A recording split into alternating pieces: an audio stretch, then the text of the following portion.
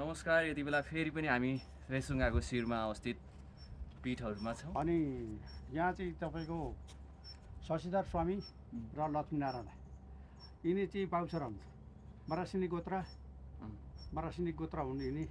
अनि यहाँ चाहिँ तपस्या गर्नुभएको उहाँले गर्नुभएको चाहिँ 180 वर्षसम्म यहाँ तपस्या गर्नुभयो। 180 वर्ष। हजुर।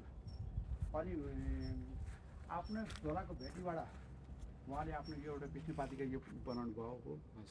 अनि त्यसको सिलसिलामा जङ्गमाताका छोरा दलिजङले चाहिँ उहाँले यो मन्दिर बनाउनु भयो।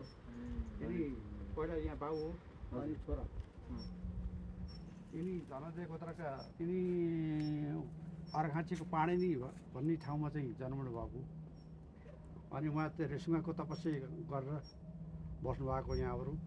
अनि त्यसको सिलसिलामा उहाँले बनाएको यिनी नन्दनी अथवा गरुड अनि यो स्नान गर्ने हो अनि किसिमको चक्र उहाँले बनाएको निर्माणहरू हुन्। अनि साथै विष्णुपादी उहाँको चाहिँ के भित्र तन्त्रको तपाईँको विष्णुको पाउ छ। हजुर। विष्णुपादिका भनेको पाउ छ। अनि उहाँ चाहिँ उहाँको देहान्त भएको 1939 पहिले बनाएको शिवालय मन्दिर हो। उहाँ देहान्त भएको त अब थाहा भएन हामीलाई होइन। तर उहाँले बोर्ड अनुसार 1920 पहिले बनाएको विष्णुपादिका मन्दिर भनेर चाहिँ बोर्डबाट जानिन्छ। अनि उहाँको चाहिँ पार्थिव शरीर मरेको तल साउनी भन्ने ठाउँमा हो। मरेको तल साउनी भन्ने ठाउँमा हो। तर चाहिँ उहाँको पार्थिव शरीर यहाँ राखेर उहाँको विष्णुको अवतार लिनुभएको थियो बाबुले।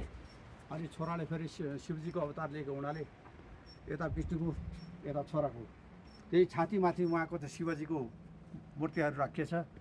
अनि त्यसको सिलसिलामा यतापट्टि बाउको त्यो छातीमाथि त्यो पार्थिव शरीर यहाँ राखेको हुनाले उहाँको छातीमाथिमा एउटा त्यो विष्णुको पाउ जस्तो अरू राखिएछ।